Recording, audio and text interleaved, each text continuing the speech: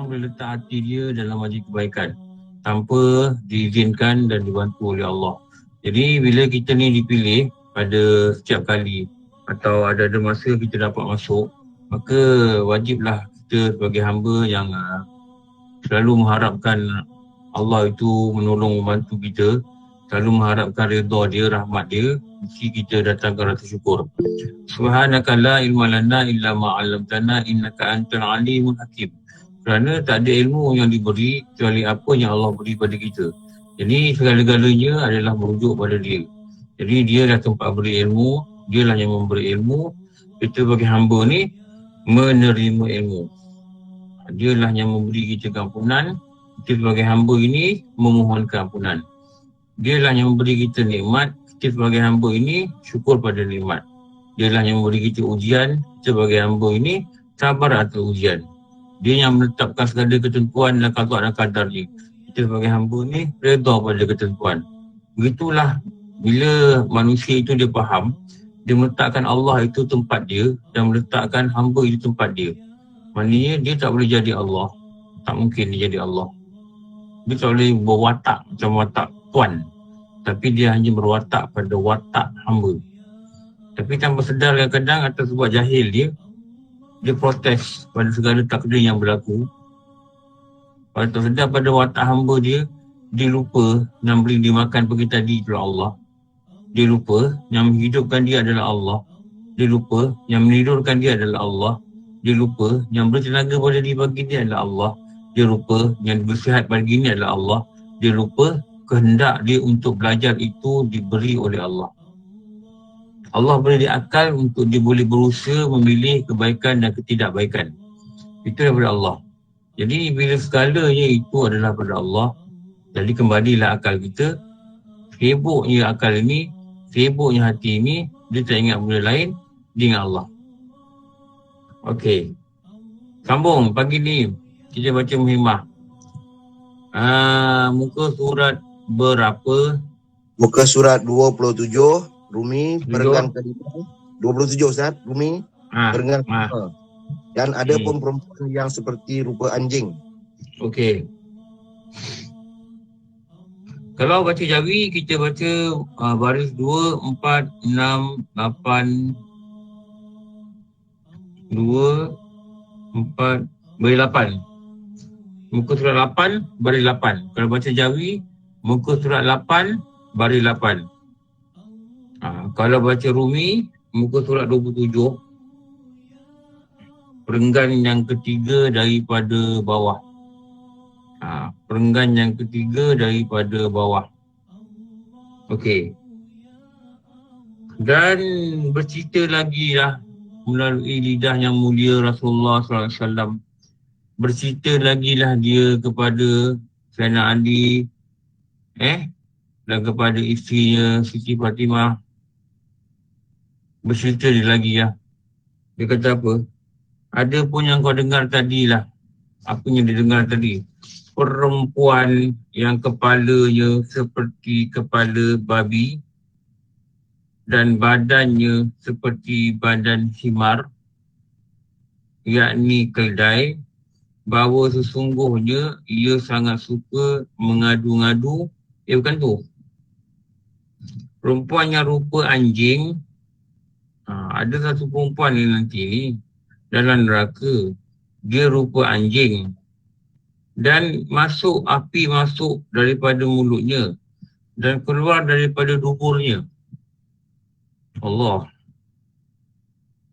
Api masuk mulut. Dia masuk dalam mulut dia api neraka. Dan bila melalui semua saluran perut dia dan dia keluar dekat dubur dia. Begitu sekali dia diseksa. Begitu sekali dia diseksa.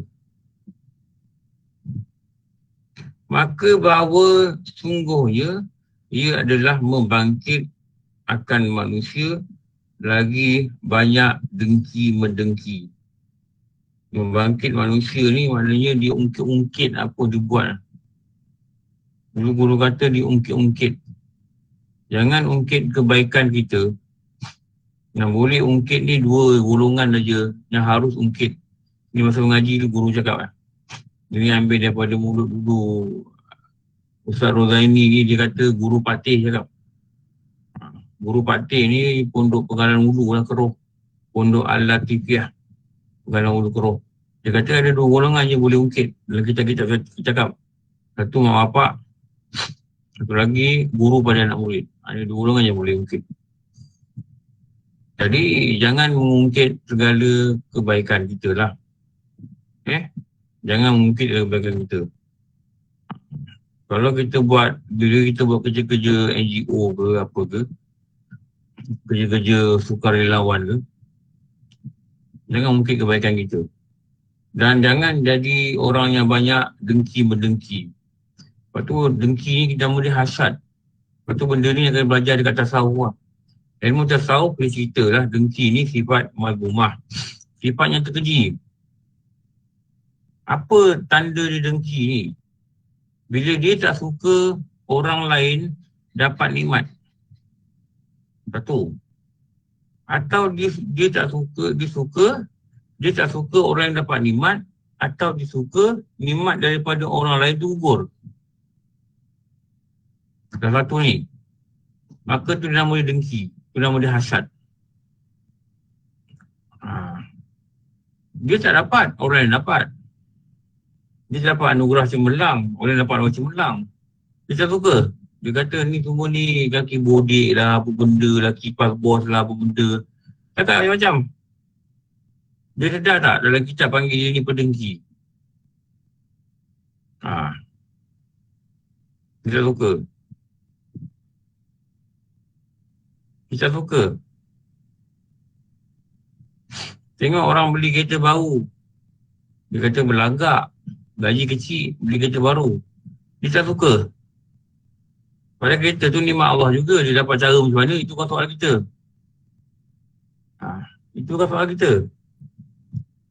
Tiba-tiba orang tu memang tak mampu pun sengaja beli kereta. 3 bulan kereta tarik, kenapa tak bayar? Dia kata padan muka, belagak sangat. Ini dah berdengki. Jaga-jaga tau. Ini perkataan ni banyak dengar, banyak keluar daripada manusia. Sebabkan dia memegang murakab. Dia memegang jahil yang dia tak sedar. Dia tak tahu dia buat dengki. Akibat dengki atas dunia lagi, Allah Ta'ala balas. Seperti mana Rasulullah sebut. Apa balasan dia? Orang dengki dibakar dia akan buku amal dia. Dia kena bakar pada buku amal. Dah lah amal sikit. Amal yang macam mana dibakar? Amal yang Allah Ta'ala terima. Amal yang disahkan. Amal yang diterima. Amal yang dapat pahala. Amal ni yang dibakar. Menyebabkan kosong amal dia. Dah lah amal yang sikit. Dah lah amal sikit. Dengki ni memang lelaki dan perempuan pun buat. Tapi dalam kitab ni khusus untuk perempuan, Rasulullah cerita lah perempuan je kena. Dengki ni semua orang buat. Tapi kitab ni dia cerita macam mana siasat perempuan tu dia nampak. Sebab dia bercerita pada Siti Fatimah. Dia bercerita pada Siti Fatimah.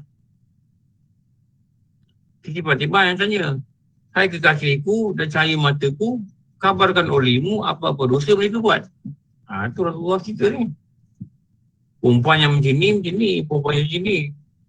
Lelaki buat pun dia dapat dosa juga. Dan kita tak tahu mungkin seksa ni juga.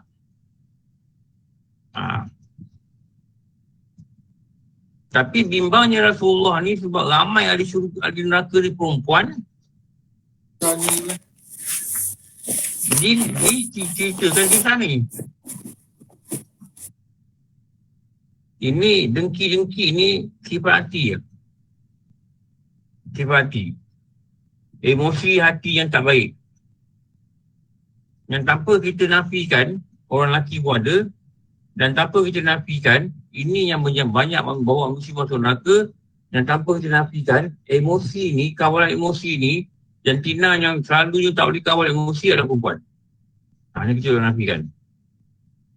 Walau boleh cakap, banyak perempuan boleh kawal diri dia, tak dengki, tak gini, tak gitu, tak gini. Ada juga orang tak ada. Yang kufur pada suami itu adalah perempuan. Yang Rasulullah kata ramai perempuan masuk neraka sebab kufur pada suami. Betul Rasulullah sebut tu. Dia tak boleh kawal emosi dia untuk lawan cakap laki dia, untuk argue dengan laki dia, untuk tak nak ikut kehendak laki dia, untuk tak nak taat pada laki dia. Perempuan. Lepas tu Rasulullah ni dia cakap ni, dia kata perempuan tu gini, perempuan tu gini, perempuan tu gini. Lepas tu kerja melawan hati ni, mujahadah ni, dia banyak berat perempuan pada lelaki. Kalau kita tak ada kesungguhan, kita akan kecundang. Orang lelaki pun tahu juga. Lepas tu pemarah ni kebanyakannya pada lelaki, bukan pada perempuan. Tapi kalau dia gagal lawan hati dia dan dia melayankan pemarah ni, musnahlah segala-galanya kat dunia ni. Rumah tangga musnah, apa saja musnah, kebahagiaan musnah. Kenapa tak redha dengan takdir? Kejap nak marah, kejap nak marah, kejap. Ada, dulu saya pernah ada kawan ni, anak muda lah, jauh lah lebih muda dari saya. Rasanya beza umur dengan saya agak-agak dah 8 tahun kot. Lebih 8 tahun lagi. Dia tanya saya, dia kata dia ni masalah dia cepat marah. Dia pernah jalan kat pasar malam, dia terlanggar bahu orang lelaki lah, dia kata. Orang lelaki ni, dia terlanggar bahu orang lelaki. Jadi orang lelaki ni pandang dia. Dia punya marah sampai dia tak sedar diri. Tiba-tiba dia nampak dia dah dapati diri dia tengah terbaring, orang tengah tenangkan dia. Macam Syria lah. Lepas tu dia kata, saya kata sejak bila jadi ni? Dia kata sejak dia belajar silat. Saya kata bukan sebab silat. Orang lain pun belajar silat juga. Orang lain pun belajar silat juga. Dia kata ramai orang belajar silat. Tak macam ni. Sebenarnya pemarah. Sebenarnya cepat baran. Orang kata panah baran. Lepas tu baran ni, dia tak kata baran. Dia kata panas. Panas ni, kenapa panas? Sebab syaitan masuk dalam saluran darah. Syaitan masuk dalam hati. Sebab bila nak marah je, dalam kitab kata, syaitan ni dia standby dekat pintu hati. Bila marah syaitan masuk. Kenapa syaitan mudah masuk? Sebab hati ni kosong. Kosong daripada apa? Kosong daripada latihan zikir. Saya cakap dengan dia itulah. Dia kata, rajin zikir tak? Dia kata, saya cakap tante dengan Ustaz, dia kata. Semayang pun kena tinggal. Memanglah. Kalau dah begitu, memanglah. Betul tak? Lepas tu kalau jarang kita jumpa orang yang solat dia dengan baiklah, solat baik. Bukan ada solat. Solat ni orang ramai orang solat. Dan solat dia baik lah. Dia ada ilmu dan solat dia nampak rapi. Jarang orang macam ni yang pemarah. Jarang orang macam ni yang dengki dengan orang. Bukan tak ada, ada. Tapi jarang. Kenapa? Inna solata tanha anil fahsya wal munkar. Tapi kalau solat ni patutnya cegah keji dan munkar. Tapi kalau solat masih juga buat munkar, solat masih juga jadi pemuja-pemuja rock and roll, sehingga bercakap lidah mereka, Ustaz kami rock juga tapi semuanya tak tinggal. Ni perkataan ni biasa saya dengar lah. Saya peminat heavy metal tak, tapi semuanya tak tinggal. Tengok nafsu ni, nafsu diri kita ni, dia cuba nak cover diri dia, jangan orang kata dia jahat. Dan jangan dia kata dia jahat. Dah biasa tak perkataan ni? Saya tak kata tudung Ustaz, tapi hati saya baik. Pernah dengar tak perkataan ni? Pernah. Saya tak semayang Ustaz, tapi hati dia baik. Dengar tak perkataan ni?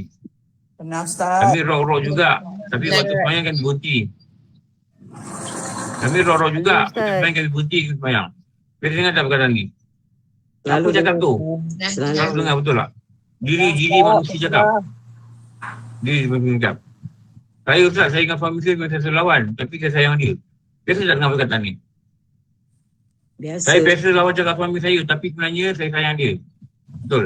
Sebenarnya saya hati saya baik, saya sayang dia. Tahu tak dia sedang ditipu oleh diri sendiri. Saya kadang saya jerit suami saya Ustaz. Tapi hati saya baik, saya sayang dia. Sayang ialah satu hal lain. Taat satu hal lain. Yang menyebabkan perempuan tak masuk syurga bukan tak sayang suami, tapi tak taat suami. Menyebabkan perempuan masuk syurga bukan sayang suami, taat suami. Bila taat itu datang sayang. Selalunya begitulah dia berpasangan. Taat itu datang sayang. Ada orang sayang tapi tak taat. Dia keluar je. Suami cakap apa dia lawan. Lawan dalam WhatsApp. Suami pula pandang barat, maki dalam WhatsApp. Kau ni isteri neraka Jahannam. Dia lawan lagi, kau pun sama lah. Lelaki neraka Jahannam. Ini semua cerita ni berlaku dalam rumah tangga. Setengah manusia lah, bukan semua lah. Tapi berlaku lah. Ini orang ceritakan saya.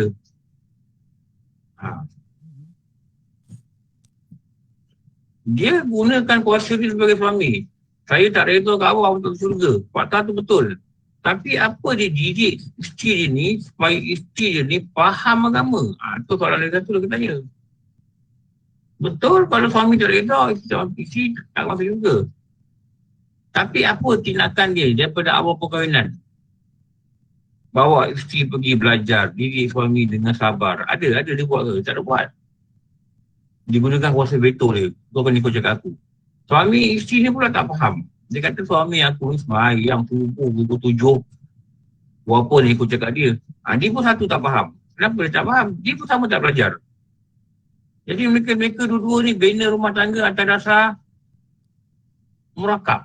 Itu murakab Rumah tangga dibina ni atas dasar murakab. Dia tak sedar yang dia tak tahu. Dia tak tahu yang dia tak tahu. Dia ada dua lapisan. Satu dia tak tahu. Satu dia tak sedar, dia tak tahu. Dia ingatkan dia tahu. Dia bina mahligai rumah tangga ni dengan dasar murakab dia yang tak habis-habis. Sampai tua kadang. Akhirnya, give up. Lantaklah suami aku cakap apa, nak apa ni pasal lah. Isteri pun kata lantaklah apa bini aku nak buat ni pasal lah. Akhirnya putus asa. Kenapa putus asa? Masa-masa dah tak kuasa lah. Dah tua lantak kau lah. Kau nak keluar gimana kau keluar lah. Kau cakap apa kau cakap lah. Tidak melepaskan murakab itu dalam kehidupan mereka. Keluar daripada murakab ni pergi dah belajar. Ini ada satu hukuman ni. Nanti ada orang ni perempuan ni muka dia macam anjing. Dia masuk neraka dalam mulut. Dia keluar api dekat dubur. Kenapa? Dia ni dikatakan banyak ungkit-ungkit dan dikatakan banyak dengki-dengki. Belajarlah dengki-dengki ni maksud apa? Asal ni maksud apa? Asal dengki maksud apa? Belajar dari ilmu tasawuf. Kenapa? Ada siasat khas dikenakan pada mereka yang dengki-dengki ni. Kerana dengki-dengki ni bukan berlaku pada jabatan pekerjaan je, bukan pekerjaan. Pada organisasi, tapi berlaku juga dalam keluarga. Adik dengki ke abang, abang dengki ke adik. Dengan ipar berdengki. Dengan besan-besan berdengki. Besan datang rumah, cerita-cerita. Besan kata anak saya ni 2 orang pilot.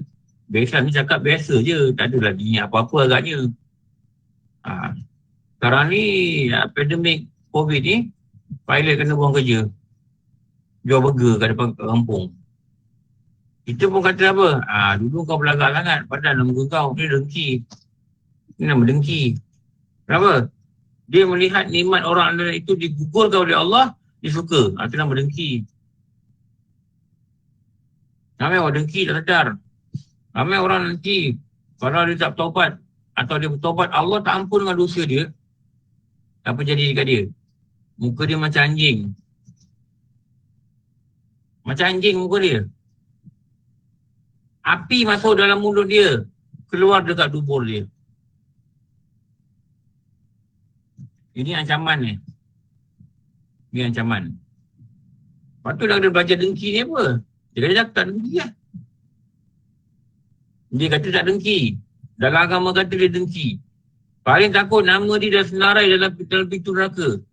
Nama dia dah senarai. Dia ni nanti, hari kiamat nanti, dia masuk dalam neraka dan ditukarkan wajah dia dengan wajah anjing. Dan malaikat labannya standby akan masukkan mulut dia api neraka dan api tu akan keluar melalui dubur dia. Melalui semua perut dia, rongga-rongga dia, tengkuk-tengkorok dia, masuk dalam usus dia, keluar dekat dubur.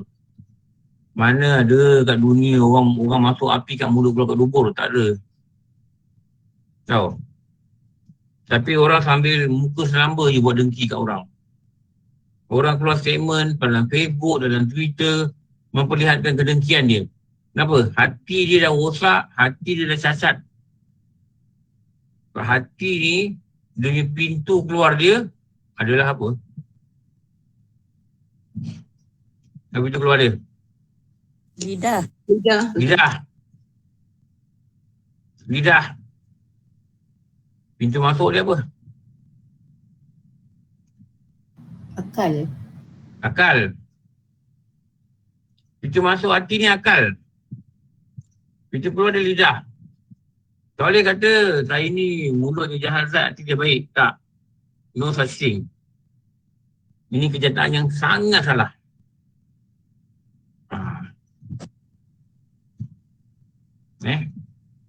Sangat salah. Kawan naik pangkat kat pejabat. Dia tak setuju. Dia dengki dah. Kali rupanya naik pangkat ni ketukar. Dia wasakkan kawan yang lain. Padan muka ketukar. Dia dengki.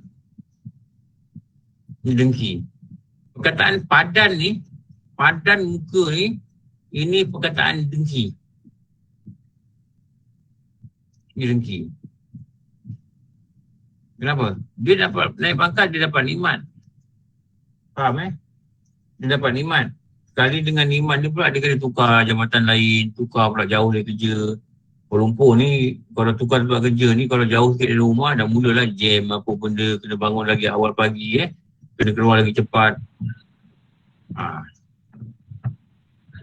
Dia kata, padan dalam muka, bodai dengan abang naik pangkat, aku rasa lah.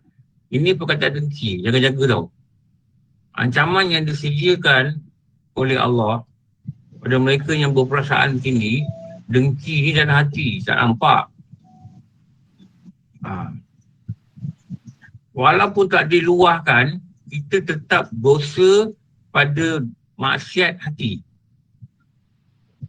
Walaupun tak luahkan cakap apa, diam. Tapi dah dia kata seronok. Dah hati-hati nanti. Padahal muka dia. Dia cakap dalam hati. Dosa tak? Berdosa. Berdosa. Itu belum jumpa kawan tu. Jumpa kawan tu dia cakap, kau tahu tak yang tu hari tu Minah tu dia kata yang belagak pakai macam bagus. Tu dah ngumpat. Kenapa? Dia, kau tahu tak dia dapat naik pangkat? Tahu. Alah tu yang kaki kipas tu dah ngumpat. 2. Kau tahu tak dia kena tukar tempat lain. Rupanya jawatan tu tak sesuai dekat department ni. Dia kena pegang satu jawatan dekat tempat lain, dia naik pangkat. Padan muka dia. Tu apa? Itu apa? Padan muka tu apa? Lahir dari Tu dengki. Tu nama dengki. Yang tadi kata yang berlagak, yang begini, yang begitu tu nama dia umpat. Patutnya jawatan tu aku yang dapat. Itu nama apa? Aku kerja rajin dengan dia. Itu nama apa? Ujub. Ujub, Ustaz. Itu nama ujub. Dia rasa dia hebat. Heran diri dia. Dia heran dengan diri dia. Dia rasa dia hebat. Itu nama ujub.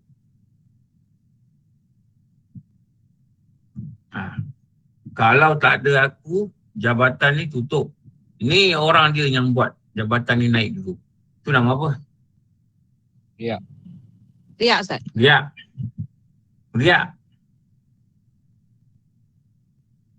Dalam perbualan yang mengambil masa 2 minit saja, berlambat-lambat dosa dapat. Empat aja, amalan dah kena baling. Ulang yang pertama. Padan muka dia. Dengki aja, buku amal dibakar. Bagaimana api memakan, Rasulullah kata apa? Dengki itu memakan amal ibadat seperti api memakan Kayu. Kayu Daun api. kering. kayu yang kering. Kayu bukan kayu je, kayu kering. Kayu kering letak api. Boom. Oh, lajunya. Dah lah amalan sikit. Tau. Yang ada terima pun tak tahu banyak mana. Sembahyang duha. Berapa banyak yang Allah terima. Allah terima solat yang khusyuk je. Untuk diberi ganjaran ni, solat ni mesti khusyuk. Dah lah duha buat 2 rakaat aja. 2 rakaat tak khusyuk. Sah-sah lah, tapi Allah tak bagi pahala. Kenapa? Tidak mencapai tahap ihsan. Apa ihsan? Ihsan ni khusyuk lah ni. Tak rasa pun Allah dengar apa dia cakap dalam semayang. Tak rasa pun Allah nampak dia rukuk, dia sujud, dia apa nampak.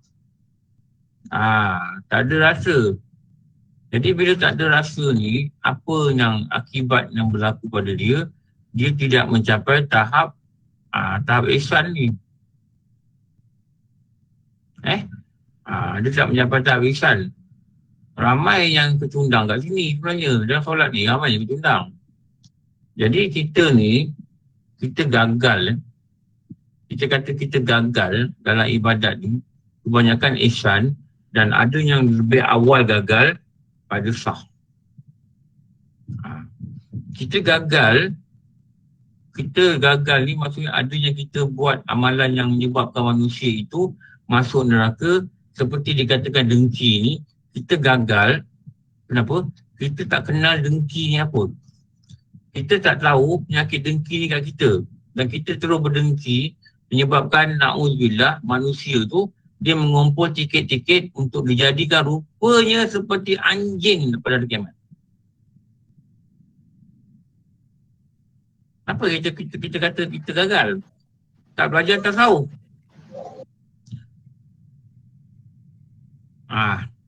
Dengki. Tak adalah, mana berlaku dengki apa? Betul lah apa? Padan muka dia. Padan muka dia lah. Dulu dapat menantu belagak. Kata menantu aku ni orang kaya lah, apa benda dah, tu dah mumpat. Sekarang menantu kena buang kerja. Company ditutup. Sebab COVID ni. Orang tak datang dah tempat dia melancong. Company ni toki-toki pelancongan tu. Ada cakap itu. Padan muka kau, dulu kau pelagak sangat. Itu dengki. Kenapa? Dia suka nikmat yang Allah bagi pada seseorang, nikmat tu gugur atau jatuh, dia seronok. Lepas tu dia kata apa? Kesian ni orang ni. Tak apalah, sabarlah. Moga besok COVID ni berantau pergi, mereka dapat kerja macam biasa balik lah. Sekarang ni ramai orang kerja hotel di cuti kata apa gaji. Dan banyak yang kena buang turun pun ada, tutup. Banyak hotel-hotel besar tutup lah. Memang goyang ni, ekonomi memang goyang. Ni tak boleh nafikan. Jangan kata, padan muka korang dulu belagak kerja hotel. Jangan kata ini tau. Ini menyebabkan amalan kita dibakar. Ini menyebabkan nanti kepala jadi macam anjing, api masuk dalam mulut, keluar dekat dubur. Tanya, siapa angkat tangan? Saya Ustaz macam kami kan macam mungkin pernah mengadu dengan Ustaz, kita macam ada perasaan macam ni kan. So Ustaz advice suruh zikir kan. Ada tak zikir yang spesifik Ustaz? Kalau masa tu kita tengah nak mujahadah sangat ni, yang pedih ni, kita nak terus zikir. Zikir apa? Zikir yang paling baik ni, kita kata la haula wala quwata illa billah. Tak ada daya aku, ya Allah, nak tahan hati aku ni daripada keadaan yang tak baik ni untuk mengeluarkan benda tak baik. Kecuali Engkau sajalah, ya Allah, yang boleh beri kekuatan. Jangan bila kena baru nak zikir, bila kena baru nak zikir. Jadikan zikir ini amalan harian lah. Dulu Tuan Guru Haji Razali, Pondok Saadatud Darain. Kemenangan 2 kampung. Saadatud Darain. Saya kadang jumpa dia dekat pondok ni, kadang-kadang saya bertanya benda-benda gini lah, berbincang kan, bercerita sambil tu ambil ilmu dekat dia. Dia kata kalau kita dah kena baru nak zikir, macam dia kata apa? Macam dia kata kita ni nampak rimau baru nak cari pedang. Pergi hutan, nampak rimau, pedang ada bawa tapi buat cari dalam beg. Mana pedang, mana pisau, apa benda ni. Tak sempat. Rimau ni akan makan kita dulu. Tapi kalau kita jadikan zikir ni amalan seharian kita, maknanya pedang tu dah ada kat kita. Dah ada kat belakang ni. Orang dulu kan dia dicontohkan pedang ni kat belakang. Jadi bila kita jalan dalam perjalanan kehidupan ni, contoh dia gitulah, kita jalan kat hutan, iwang muncul. Bila kita nampak dia nak attack kita, kita dah ada pedang. Ambil je, mudah. Dia bagi contoh macam tu. Pasal saya lah. Lama lah ni beberapa tahun cerita lalu ni. Dia kata sama je macam zikir. Ada orang bila dah jadi sesuatu, baru dia tanya, zikir apa nak baca gitu. Dia kata benda tu boleh, tapi lambat. Patutnya zikir ni, dia kena jadi darah daging. Dia kena jadi darah daging. Maknanya yang kita kata tu, dia ada pedang kat belakang lah. Dia darah daging, pedang tu ada kat belakang. Dia jadi amalan kita hari-hari lah. Bila rimau datang, dia pegang dah. Dia sembah. Bila ujian datang, dah sembah pedang untuk tahan rasa-rasa tak baik hati. Kenapa? Zikir tu lah. Zikir tu lah. Tapi sebab zikir ni hanya diamal pada musim-musim kejadian, tu dia kurang memberi kesan. Dia cakap begitu dengan kami lah. Saya sampaikan je apa kalam guru ni. Lepas tu, kena banyak baca perkataan yang mana kita pasti kita minta bantuan daripada Allah. Kita baca tiada daya upaya untuk aku. Memang tak ada daya upaya pun sebenarnya. Tapi kita tak lahirkan melalui pengakuan. Kita tak lahirkan melalui hati kita. Kita hanya guna bila kita berlaku, baru kita nak pakai. Itu sebenarnya tidak menepati apa yang guru-guru ajar lah. Okey. Wahai anakku, ya bunayah. Ustaz, sorry Ustaz. Jadi maksudnya zikir yang ditanya tadi yang paling coverage yang paling luas adalah la haula wala la Ustaz ya. La haula wala ni terjemahan lain kepada bismillahirrahmanirrahim. Kita kata gitulah. Okay, maksudnya kena banyakkan amalkan, dia kena jadikan amalan la haula wala tu lah. Kena jadikan amalan lah. Kita tak ada daya tau sebenarnya. Kita tak ada daya nak buat baik, kita tak ada daya nak datang majlis ilmu, tak ada daya. Tapi kita kena yakin daya ni daripada Allah. Dan Allah akan bagi daya kat kita ni dengan kita baca zikir ni. Kuatnya hati kita ni menempuh ujian. Mudah-mudahan begitulah. Sebagai manusia, kita tak boleh nafikan. Kita tak nafikan kemanusiaan pada diri kita. Tak nafikan. Sedih, gembira, duka, mood, mudi. Ini semua ni manusia. Tak nafikan. Tapi biarlah dalam keadaan kita ni, kita tak serahkan diri kita pada diri kita. Pada diri kita ni, kita tahu nafsu kita jahat. Kita serahkan pada Allah. Jadi kita dah siang-siang buat pengakuan dengan Allah. Aku tak ada daya, wahai Tuhan. Aku tak ada upaya, wahai Tuhan. Kena serahkan. Hatta dalam semayang sekalipun, bila orang kata hayya solah hayya falah, kan kita kata gitu kan. Lah Nabi ajar kita, la haula wala quwwata illa billah. Mengakulah yang kau ni tak ada daya nak sembah Allah, tak ada daya nak angkat takbir kalau Allah tak tolong kau. Ini yang kita tak rasa. Kita rasa kita semayang kan? Bukan. Bukan gitu. Dah diajarlah la haula wala quwwata illa billah kan. Walaupun kita duduk dalam surau, kita duduk barisan depan, sebelah kita ni tempat Bilal. Bilal ni dah ucap kamat dah. Qad qamati solat, qad qamati solat, hayya ala solat, hayya ala falah. Kita masih lagi diajar untuk kata la haula wala quwwata illa billah. Walaupun dalam masa 20 saat nanti kita akan berdiri dan akan takbir ihram. Betul tak? Bukan lama tempoh tu. Tapi masih diajar untuk rendahkan diri engkau, rendahkan diri engkau, rendahkan diri engkau. Allah yang bagi kau daya untuk bangun. Allah bagi kau daya untuk ucap takbir. Itu yang berlaku pada siapa tu? Sayyidina Umar bin Khattab kan. Sayyidina Umar bin Khattab ni, dia biasa dia jadi pemerintah, atau sebelum tu pun orang perasan dia ni kalau nak angkat takbir, kadang-kadang dia punya mata ni macam mau nak menangis, mata dia bergenang air mata.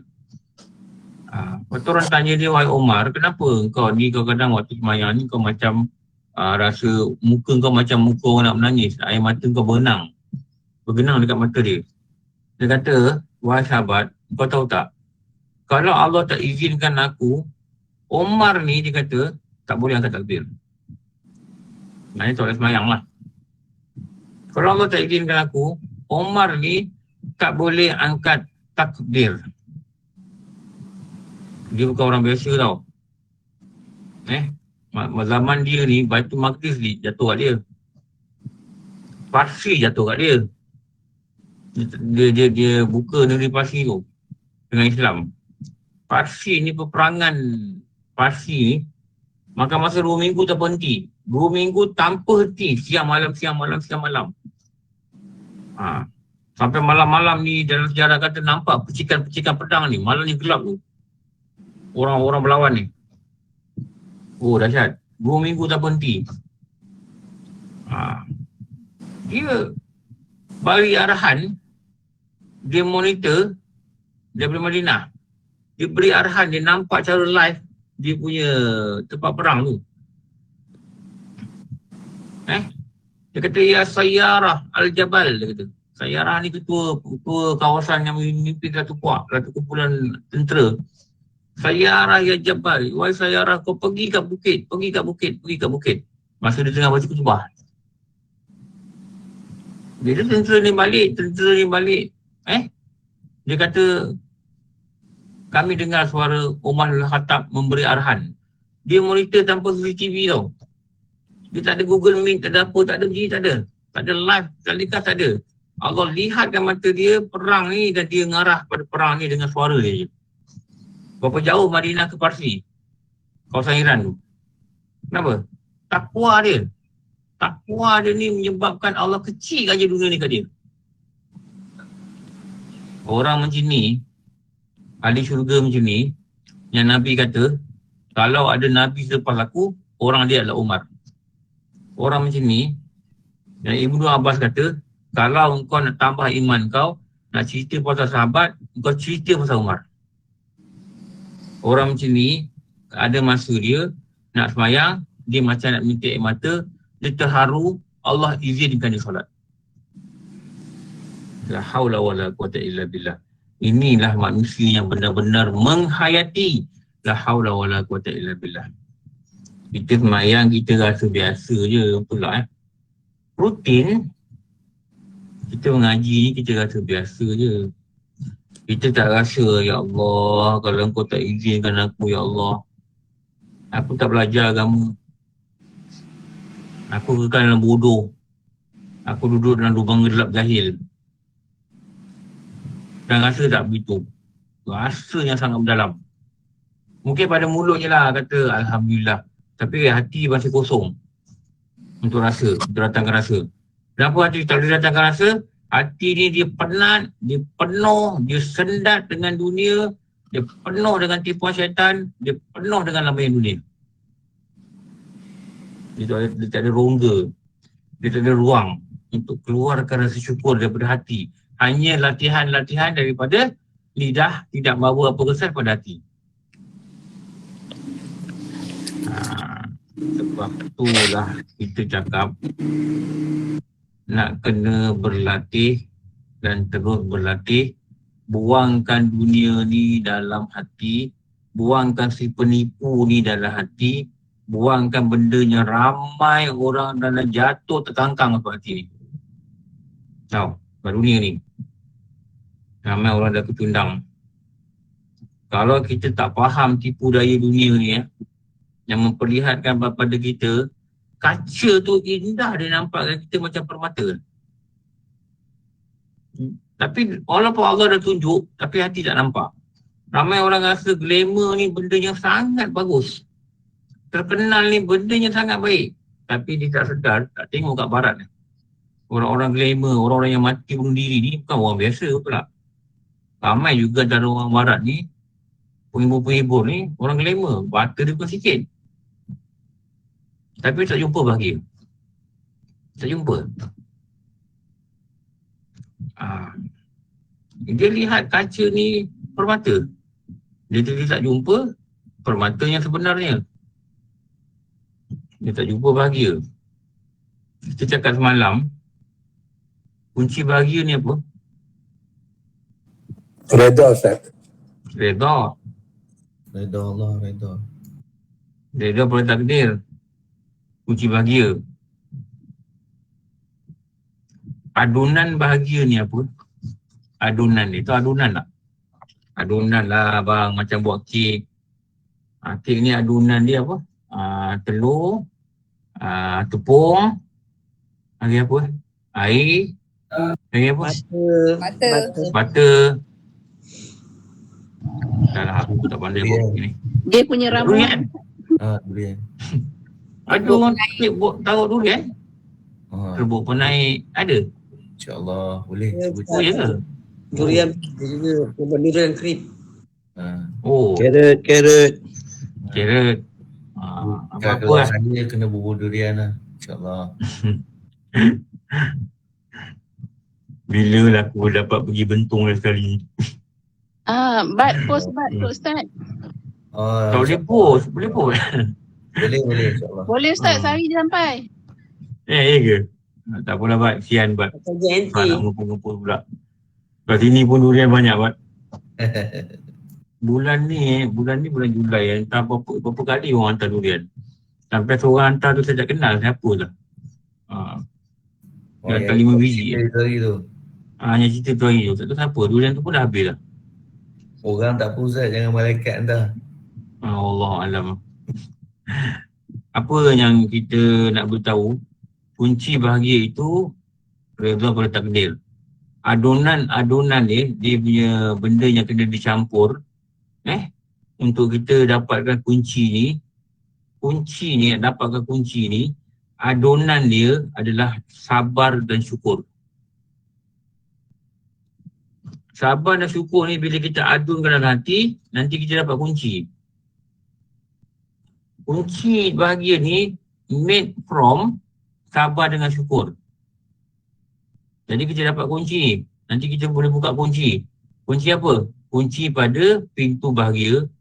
Bila kita dah dapat kunci ni, kita akan dapat lagi satu. Nama dia reda pada takdir.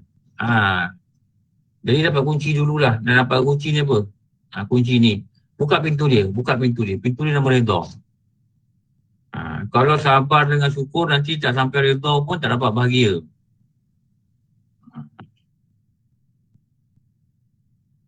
Tak dapat bahagia tau. Ini yang orang cari. Saya jumpa kawan saya saya dah lama tak jumpa dia. Ni cerita lama. Masa tu saya ngajar dekat IPD Gombak. Masa tu saya masih kerja. Bila harinya saya ngajar tu, saya akan seminggu 2 kali. Saya daripada ofis, saya akan terus pergi IPD Gombak lah. IPD Gombak, saya makan dalam kereta.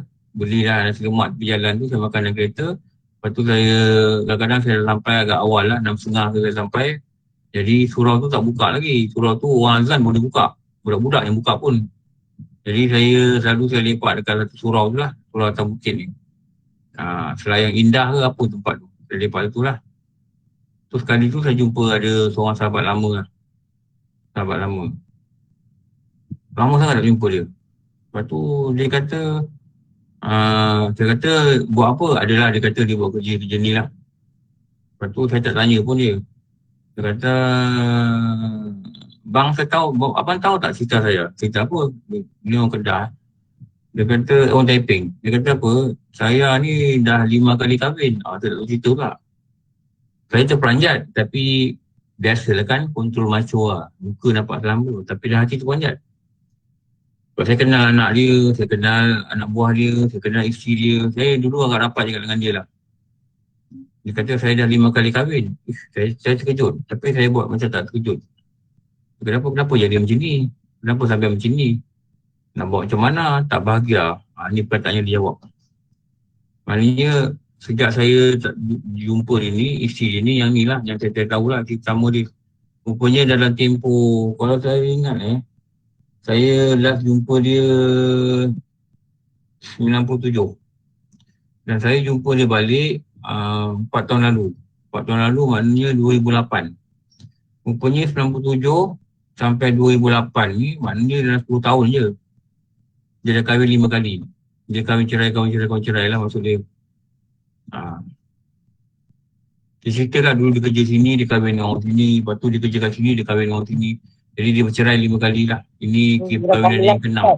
Ustaz, 2018 ke 2018? Yang jumpa dia? 2018. Yang abang cerita tu?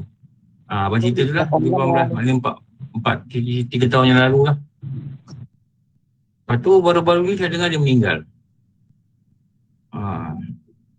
Saya tak nak cakap apa-apa lah. Pasal kahwin ni bukan benda berdosa. Saya bukan nak cakap tu. Saya nak mengambil pengajaran. Satu perkataan tu, saya tak bahagia.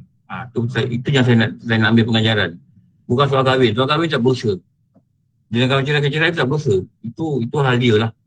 Dan kita yakin dia tak berdosa. As long as dia kahwin, okey. Kalau dia tak kahwin, dia buat hubungan tak kahwin, itu yang tak bagus. Sebenarnya tak bagus. Dan bila saya dengar dia meninggal, dia umur dia rasanya dengan saya, dia muda lah. Dia muda jauh juga. Ada 10 tahun tadi. Ada tak 10 tahun? 5 tahun. 5 tahun pun. Nanti saya pun kenal dia. Saya bila dia meninggal, saya teringat perkataan yang dia cakap dengan saya lah. Nak buat lagu mana bang? Saya tak bahagia. 5 kali kahwin. Walaupun benda ni nampak jarang orang buat lah. Tapi saya masa tu saya berkata dengan diri saya lah. Ada benda yang Allah nak ajar saya lah. Bahagia ni sebenarnya apa? Adalah kahwin ke, apa ke, bukan. Bahagia ni apa? Macam mana dapat bahagia tu?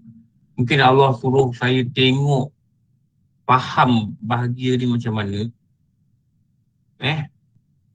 Kenapa tiba-tiba peristiwa ni berlaku kat saya? Maknanya ada benda yang orang tanya kita, kadang kita jawab tak tepat ke, kita tak bagi formula tepat ke, tak ikut kitab ke, apa benda, adalah bendanya.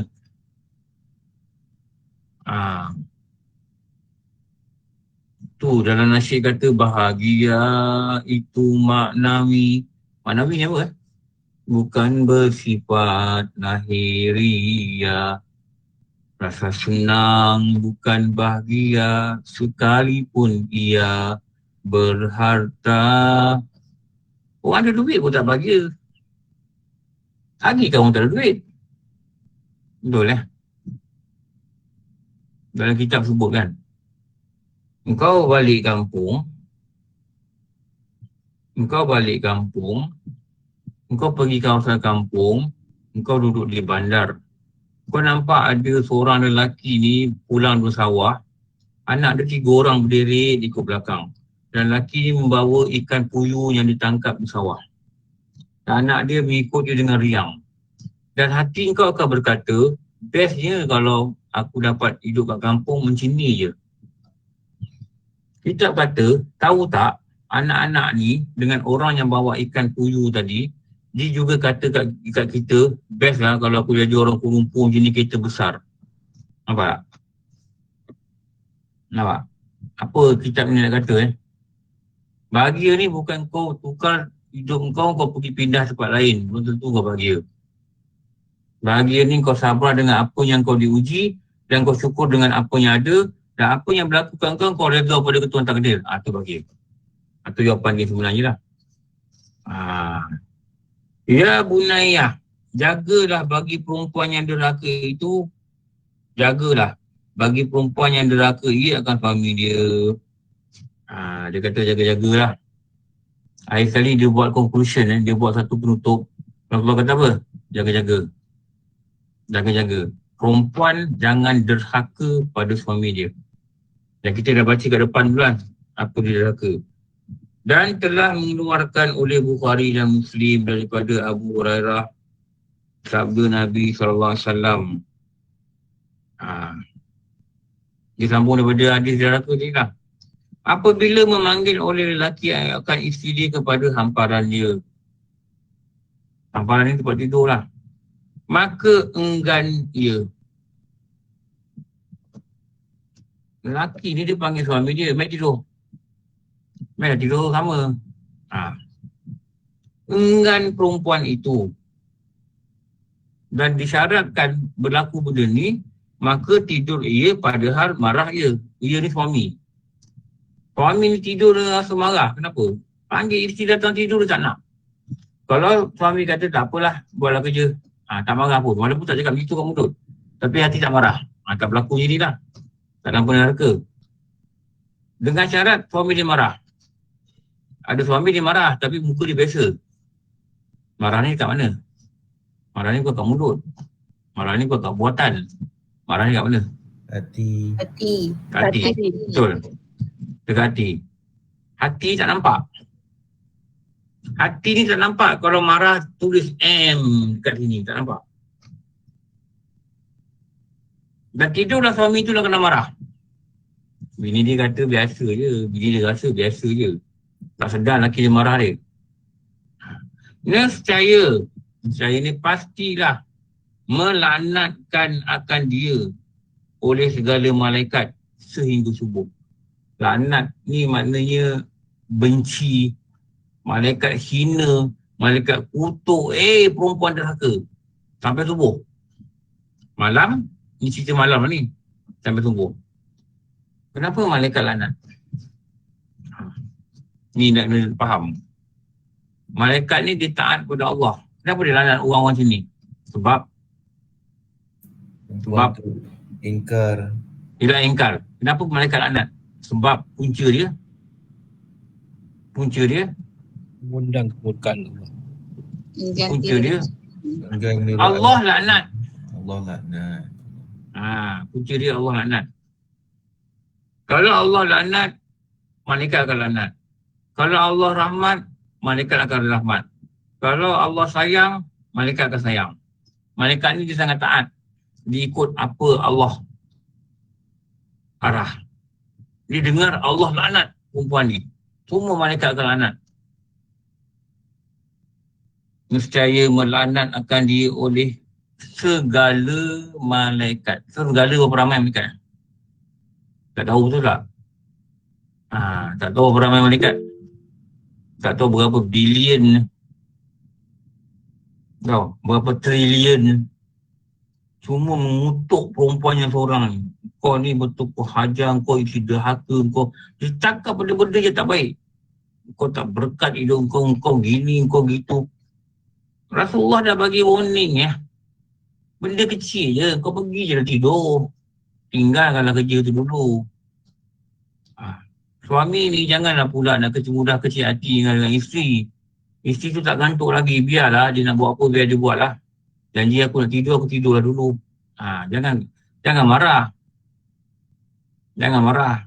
Tapi kalau dia marah, kita tak boleh buat apa. Sebab Rasulullah kata, maka tidur ia padahal marah ia. Rasulullah tak kata, hendaklah suami jangan marah. Dia tak kata itu. Maknanya marah ni kalau isteri suami tu marah, maka terlaknatlah perempuan tadi. Terlaknatlah perempuan tadi. Sampai subuh hari. Suami dah tidur, baru datang tidur. Masa tidur ni dia kena laknat. Na'udzubillah. Kalau waktu tidur ni tiba-tiba dia dipanggil oleh Allah menghadap dia, dia mati. Pukul 3 pagi tiba-tiba dia tak lapar ke benda, dia bangun tidur tiba dia rebah, dia mati. Tahu tak? Dia mati dalam laknat Allah. Benda nampak kecil je.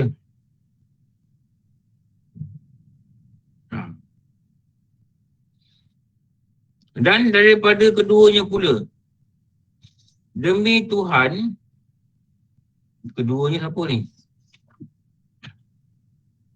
Bukhari yang Muslim.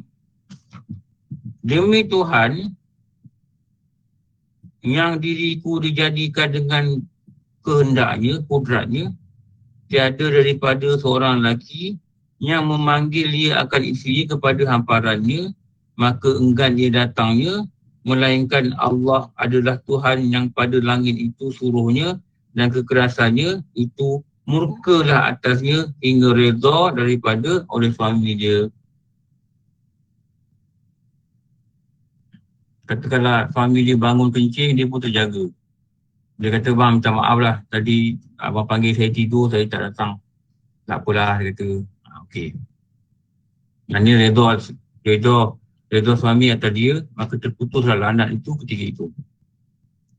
Lepas tu, dah ada isteri ni banyak lawan. Cukuplah jangan sampai dia kena laknat. Dengan cara apa? Jangan marah dia kalau kita panggil dia tidur tak datang. Jangan marahlah. Dia kalau suami cepat marah ni, isteri cepat dapat laknat. Itu yang kita bimbang Bila dia dapat laknat, dia payah nak berubah. Dia kena dapat reda. Sebab tu anak-anak kita ni, kita mesti cakap dalam doa kita, Ya Allah, aku reda pada anak-anak aku. Kalau sebut nama dia pun tak apa. Sebab bila mak bapak reda pada anak-anak, Allah reda pada dia. Bila isteri, suami reda, lepas tu doa lah depan isteri. Tak apa. Doa depan dia. Ya Allah, aku reda perempuan ni, isteri aku ni, aku reda pada dia. Reda ni maksud apa? Kalau ada kesalahan, aku maafkan dia. Kalau ada kekurangan, aku terima dia seadanya dia. Aku reda pada dia, Allah. Sebab reda suami ni menyebab Allah reda pada isteri. Bila Allah reda pada isteri, ini yang memudahkan isteri itu untuk berubah, untuk taat, untuk jadi ahli syurga, untuk dapat rahmat. Now, kalau suami tak reda, sebenarnya isteri ni akan rasa payah, berat, sesak dada dia untuk taat. Dia payah nak buat taat. Kenapa? Dia tak dapat reda Allah. Dia tak dapat reda Allah. Anak-anak dapat reda mak bapak, dia akan mudah untuk berubah. Walaupun budak-budak ni kadang-kadang biasalah dia nakal-nakal itu kan. Kita biasa dengar lah benda ni. Bukan kata nakal tak berdosa. Yang berdosa. Yang lalai tu lalai. Tapi jangan sampai dia dilaknat oleh Allah dengan kita tak reda pada dia. Yang kita kata kau ni mampu untuk nakal dia bagus. Itu perkataan tak reda. Ada juga saya dengar kadang-kadang ibu bapa kata saya tak halalkan susu saya pada dia. Oh, ini lagi dahsyat. Sebenarnya tak halal tak sah. Dah bagi dulu masa kecil, apa tak halal pula? Betul tak? Bila bagi dengan reda, halal tu. Tapi sebab marah daripada anak dia cakap perkataan tu. Saya tak ngaku dia anak saya. Itu semua tak reda. Kalau perkataan ini keluar pada benda yang sebenarnya, kalau anak ni katakanlah anak ni dia tiba-tiba buat satu benda yang baik, tapi mak bapak dia ni jenis keluarga yang tak berapa suka, tak reda. Itu bukan, itu tak pakai. Tapi anak ni berbuat sesuatu yang mengecilkan hati dia lah. Yang memang hukum agama tak boleh cakap begitulah, tak boleh buat gitulah. Dia kata, Ustaz, saya tak reda pada dia. Saya cakap dengan dia, jangan cakap perkataan ni. Kalau nak dia berubah, sebab dia akan lagi payah berubah. Kenapa? Allah laknat dia. Allah laknat dia. Sama macam suami isteri lah.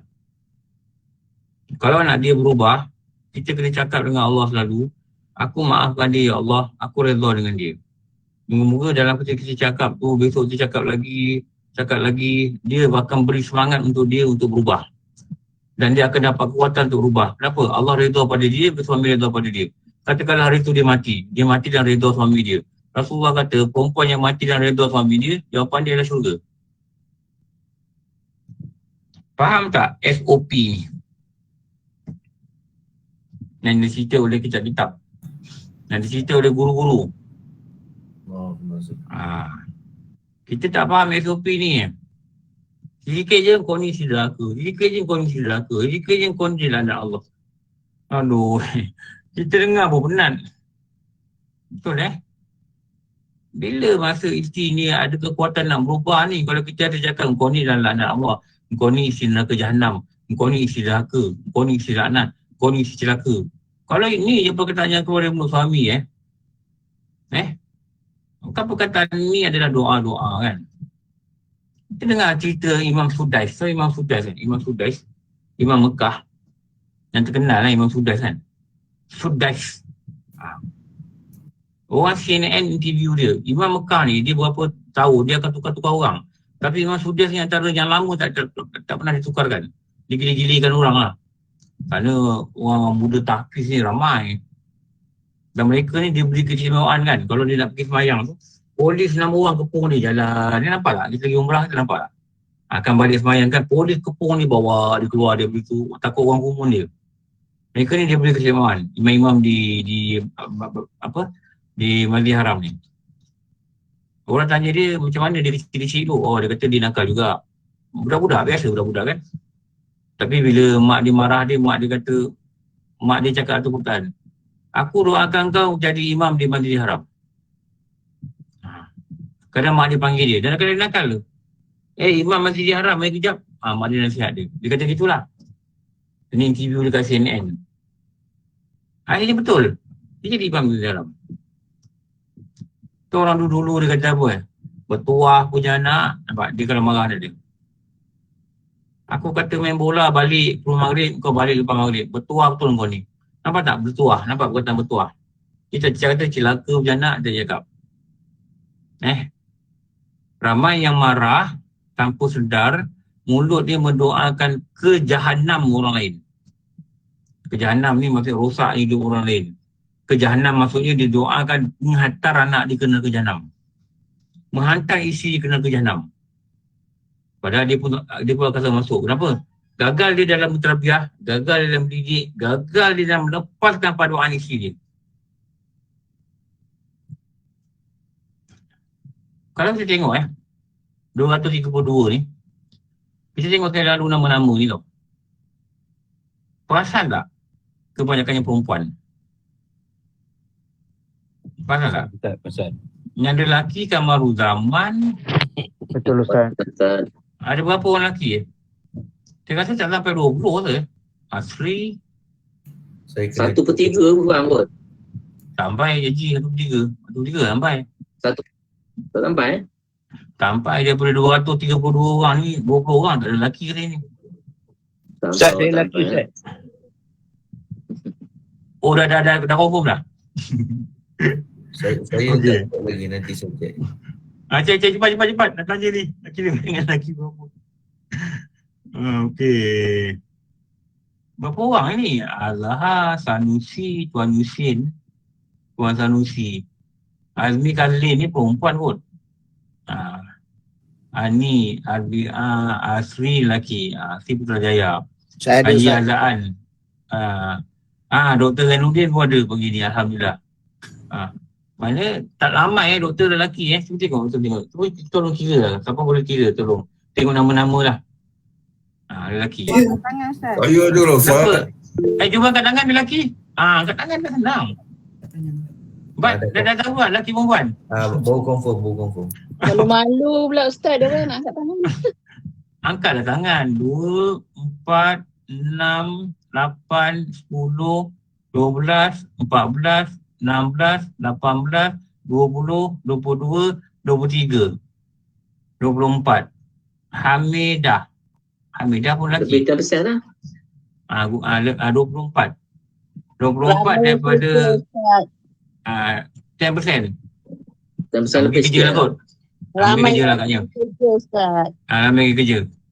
Tak, kalau saya kata kalau buat malam pengalaman kita baca kitab Muhimah ni kebanyakannya datang perempuan. Tapi tahu tak, pengajaran dia lelaki dan perempuan. Betul tak?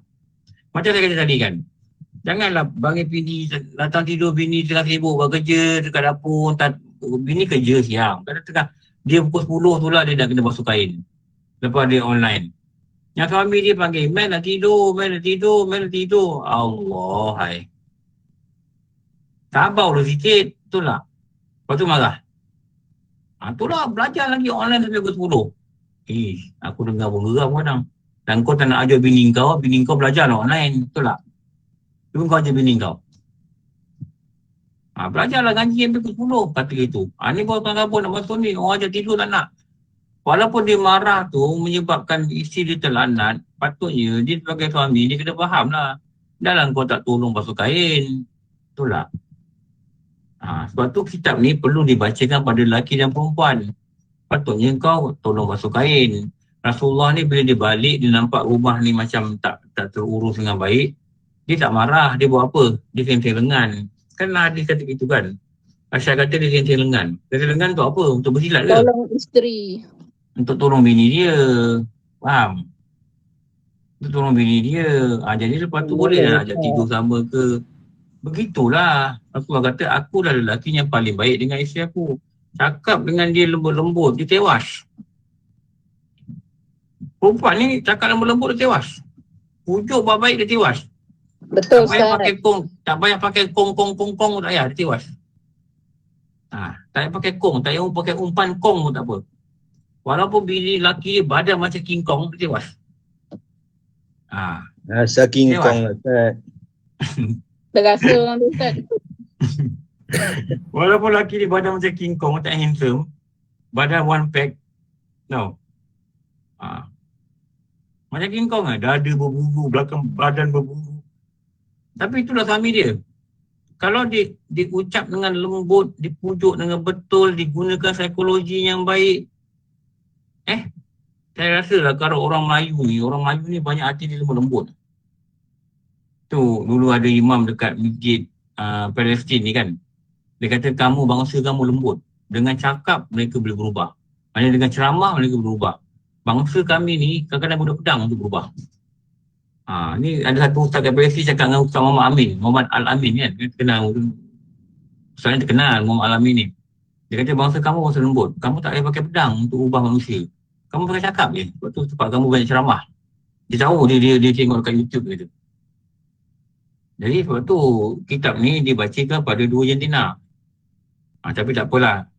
24 orang daripada 232 ni dekat 10% juga lah. Okey lah tu. Jadi mari kita sama belajar. Okey. Dan telah mengeluarkan oleh Ibnu Hibban, ni perawi hadis ni, dan Baihaqi. InsyaAllah. Kita baca besok. Besok kita baca.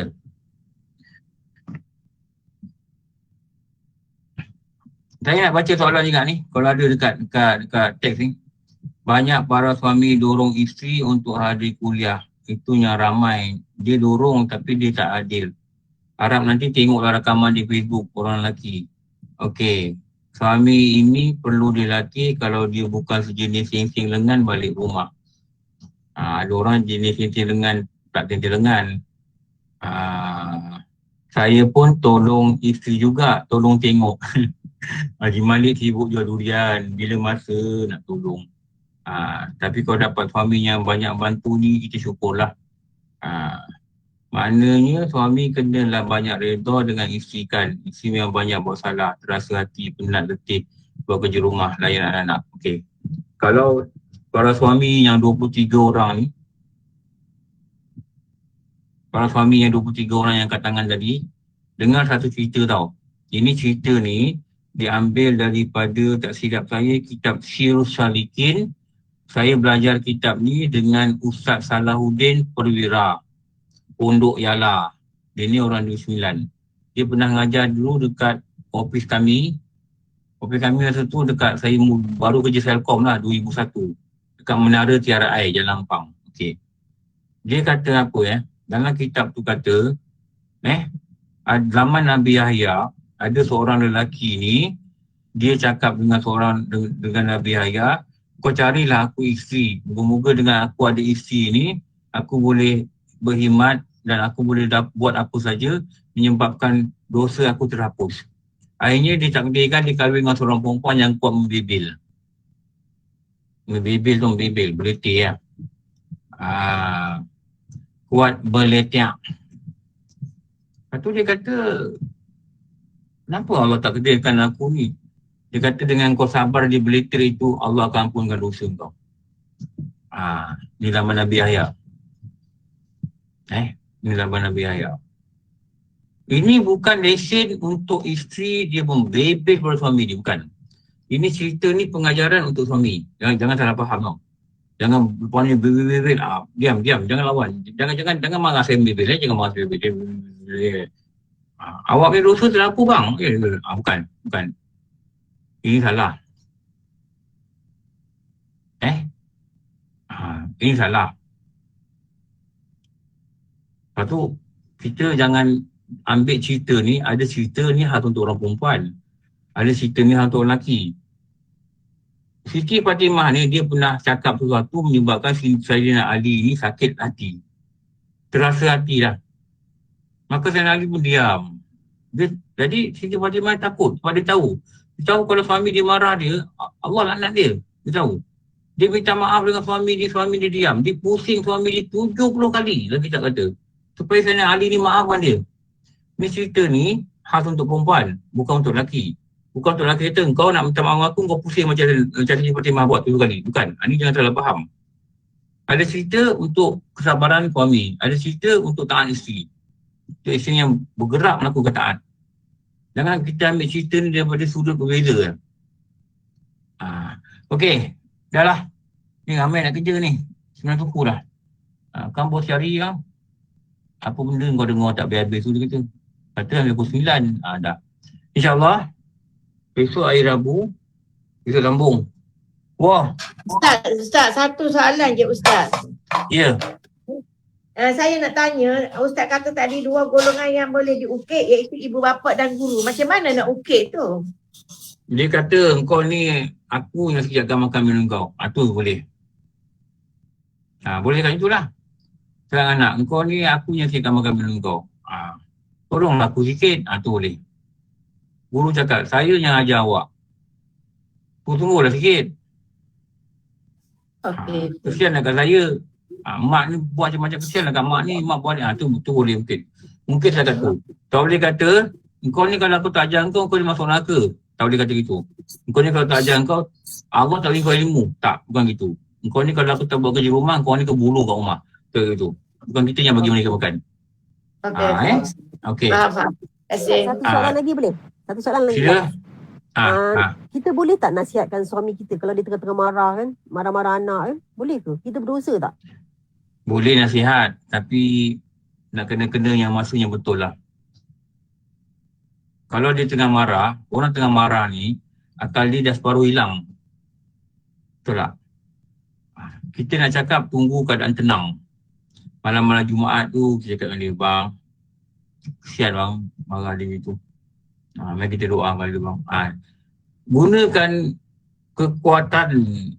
kekuatan sebagai perempuan ni, kelembutan perempuanmu, gunakan ini untuk menewaskan suami yang sangat ego ni. Bukan makna lembut boleh dibuat apa saja, tak. Lembutmu tak bererti kau mudah dijual beli. Tak pernah dengar kan? Terima kasih Ustaz. Itu yang kemalan nasi tu. Tak dengar je. Lembutmu tak bererti kau mudah dijual beli. Tak hujan. Hujan lah. Alamak bat. Just Ustaz, just. Ustaz nyanyi hebat sejam. Aduhai putihku sayang. Allah. Gunakan. Kita kahwin 20 tahun dengan suami kita kan.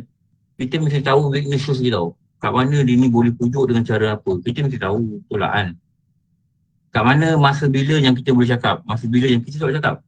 Masa dia balik kerja dia penat. Itu semua orang tak boleh cakap. Jangan cakap. Balik kerja tension. Muka macam berserabut je. Jangan cakap apa-apa dulu. Bagi dia relax dulu. Bagi dia minum dulu. Bagi dia muka ketat dia. Bagi minum dulu. Masa lagi minum tu baca Bismillahirrahmanirrahim. Ya Allah. Kau lembutkanlah hati dia. Tenangkanlah dia. Ya Allah. Bagi air. Lepas tu, picit-picit sikit. Picit-picit sikit. Lepas tu malam picit-picit sikit. Malam pun dah tak penat, dah reda. Masa tu boleh cakap. Terima kasih Ustaz. Mesti ada psikologi, betul lah kan. Itu yang ada dulu salah kata cakap harimau apa benda tu. Betul lah. Cakap kucing. Cakap kucing. Lain macam ni. Itu yang Ustazah sebut tu, itu adalah teknik-teknik psikologi lah sebenarnya kan. Maknanya kena cakap at the right time. Kalau dia tengah marah kita cakap, memang untuk terima, betul tak? Semoga Allah beri kita faham dalam benda ni pada seni-seni dalam rumah tangga ni lah. Okey, cukup. Alhamdulillah Rabbil Alamin. Wassalamualaikum ala syafi'i anbiya mursalin sayyidina wa lana Muhammad wa ala alihi wa sahbihi ajma'in. Rabbana atina fid dunya hasanah Apabila ayat yang sangat tahu kita benar Rasulullah ala sayyidina Muhammad wa ala alihi wa sahbihi wa barakatuh alhamdulillah alamin. Malam ni kita jumpa lah baca tauhid. Wabillahi alam. Aku maaf. Assalamualaikum warahmatullahi wabarakatuh. Alhamdulillah.